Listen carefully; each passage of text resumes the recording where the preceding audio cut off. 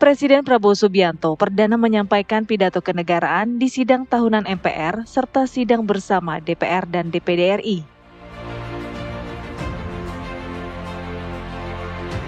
Dalam sidang ini, video capaian kepemimpinan Presiden RI Prabowo Subianto dan perkembangan strategis di berbagai sektor nasional juga turut ditampilkan.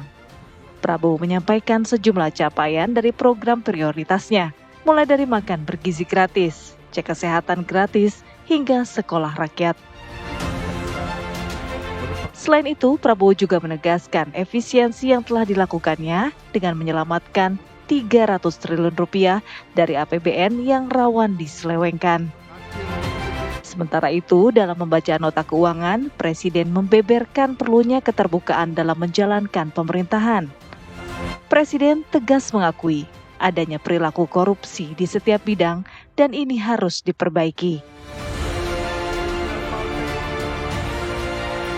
Dengan gaya orasi khas, Prabowo menutup pidatonya dengan keyakinan bahwa Indonesia kuat bukan karena kekayaan elit, tapi karena keberpihakannya pada rakyat. Tim TV One mengabarkan. Merdeka! Merdeka!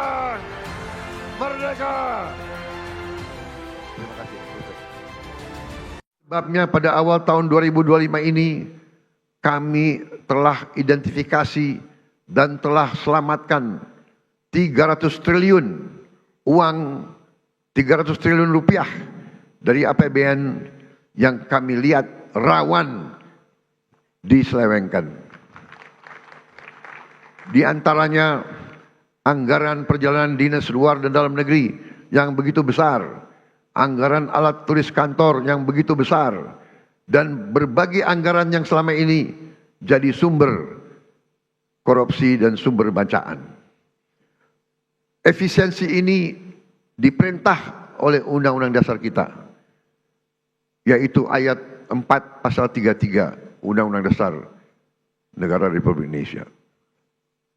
300 triliun rupiah kami geser untuk hal-hal yang lebih produktif dan langsung bisa dirasakan rakyat banyak.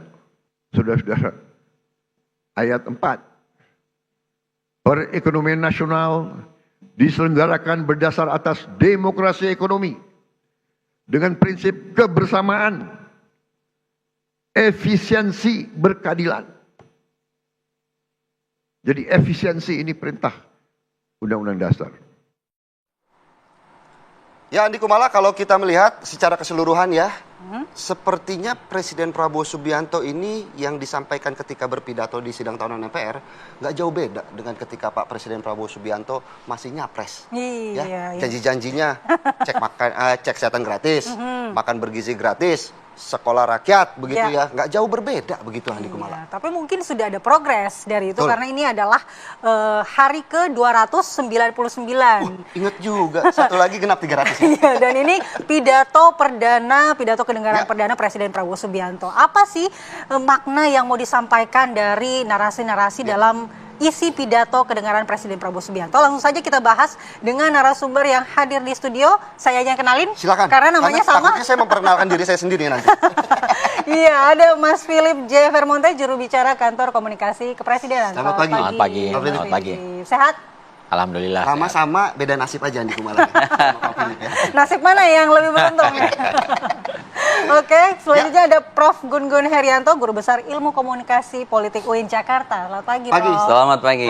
Selamat pagi, Bung Philip. Sehat ya, Prof? Pagi. Oke, kita tanya kemana dulu ya? Kita tanyakan ke Prof. Gun-Gun dulu. Iya, mungkin Prof. testimoni dulu ya. Testimoni apa sih sebenarnya makna yang ingin disampaikan oleh Pak Presiden Prabowo Subianto dalam pidato kemarin? Iya, saya pikir ini adalah momentum bagus untuk Presiden Prabowo untuk membangun public trust. Karena ini kali pertama ya pidato resmi kenegaraan yang kemudian disampaikan menjelang HUT kemerdekaan. Dan ini bukan hanya menggambarkan situasi hari ini, tapi proyeksi tahun depan. Karena itu kan bicara postur anggaran, bicara soal goodwill, political will dari seorang presiden. Dan kalau kita bicara soal pidato, ya kita harus memahami dan harus menyisakan ruang skeptis. Oke. Ya, karena pidato pasti dibangun dengan intensi untuk memengaruhi kan. Kalau kita lihat dua aspek, koherensi sama fidelity, itu tentu harus menjadi sebuah kesepahaman di antara kita, Pak. Soal koherensi misalnya kepaduan. Tadi kan disebut ini apa yang disampaikan pada saat kampanye dengan sekarang. Ya memang harus begitu. Iya kan? Kenapa harus begitu? Karena apa yang dijanjikan itu harus dikonfirmasi pada saat kemudian memerintah. Kalau kemudian banyak kekurangannya dari apa yang dijanjikan di masa kampanye, itu menjadi ruang kritik bagi kita sebagai bagian dari warga negara untuk kemudian kita tidak boleh memang selalu happy, harus menyisakan ruang skeptis pada aspek kedua yang disebutkan fidelity. Terkonfirmasi nggak kebenarannya? Misalnya data statistik yang disampaikan itu kan akan di cross check oleh banyak pihak. Pertumbuhan ekonomi misalnya, benarkah lebih dari 5%? Dan reasonableness-nya seperti apa? Nah, ini penting tuh jadi bahan untuk basis dasar kita lebih maju ke depan, berbasis bukti, evidence based. Karena kita nggak bisa kalau kemudian mengkritik juga tanpa basis data. Pemerintah dalam konteks ini juga tidak boleh berbohong dengan data statistik kan, karena akan dikonfirmasi oleh banyak pihak, ekonom, kekuatan sipil. Dan saya meyakini bahwa pada saat pidato disampaikan sejak saat itu juga terjadi dialektika kan, dan pidato selalu memiliki makna polisemi. Tidak mungkin ditafsiri secara tunggal. Akan ada banyak penafsiran, termasuk tafsir yang tidak percaya, termasuk tafsir yang mungkin juga tidak meyakini bahwa data-data itu data-data faktual di lapangan. Nah, Prof, berbicara data kan kita menggarisbawahi 300T yang berhasil diselamatkan. Angka yang cukup besar dan sangat retoris lah untuk sebuah isi pidato. Apa sebenarnya yang ingin disampaikan oleh Presiden Prabowo dengan menampilkan bahwa sudah menyelamatkan angka 300T itu? Itu kan strategi untuk memudahkan loker kognisi kan. Jadi 300T diselamatkan itu kan akan menjadi semacam setting agenda termasuk dalam konteks perbincangan. Kan akan mudah diingat kan. Pemerintah menyelamatkan 300T. Tetapi kemudian Bung Philip misalnya hari ini harus bisa menjelaskan juga apa yang diselamatkan dari 300T itu. Ya kan? Ini bagian dari diseminator. Karena posisinya Bung Philip sekarang adalah jubir. Selain tadi disebutnya juru sabar ya. Nah, memang bagusnya itu ada deskripsi lebih rinci. Iya kan? Apa yang diselamatkan? Kemudian bagaimana impact dari penyelamatan itu bagi hajat hidup orang banyak. Tidak berhenti pada kesadaran diskursifnya, tapi juga kesadaran praktisnya.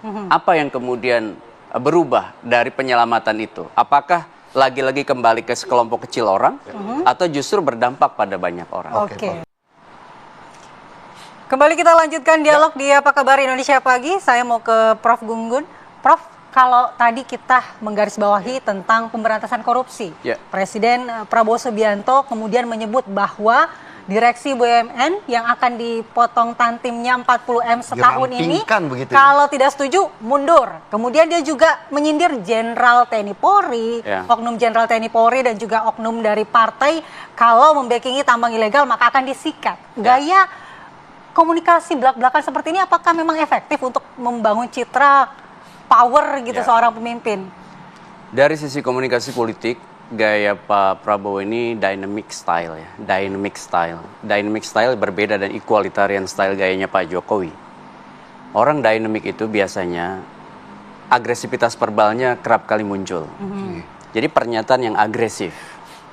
Dan dalam banyak studi tentang komunikasi politik elit, itu bisa menjadi positif, bisa menjadi negatif. Kalau kemudian CPM-nya atau Communication of Privacy Management-nya itu tidak terkelola dengan baik, bisa negatif. Tapi kalau seperti apa, maksud saya begini, tadi kan ada semacam pernyataan yang tegas dan cenderung sebenarnya agresif.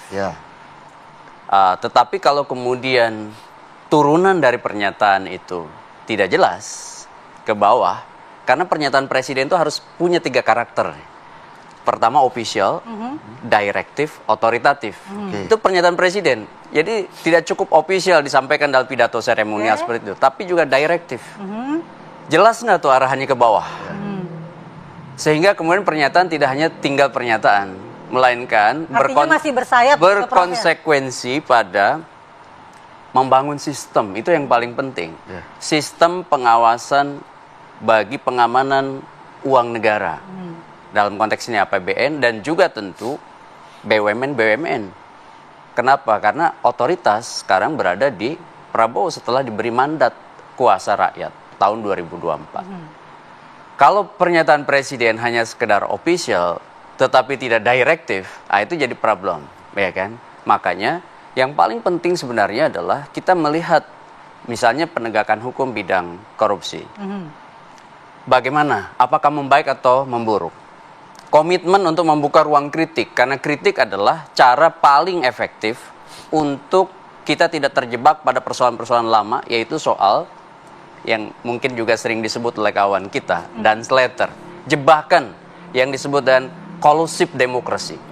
Nah, demokrasi kolusif itu biasanya terjadi pada saat kita saling mengabaikan pada saat kejahatan ada di depan mata kita, karena sistem membuka ruang untuk itu. Dan akhirnya tahu sama tahu menjadi satu lingkaran kolusi bersama, terutama di lingkar elit. Nah, pernyataan presiden menurut saya pernyataan yang bagus. Itu pernyataan yang bagus. Tetapi apakah kemudian berdampak bagus atau tidak dalam bangunan sistem nanti? Itu terlihat dari bagaimana misalnya komitmen untuk membuka ruang kritik pengawasan dari publik. Jangan sampai misalnya pada saat ada kritik-kritik yang sebenarnya konstruktif ya, Bung Philip, seperti One Piece misalnya kemarin.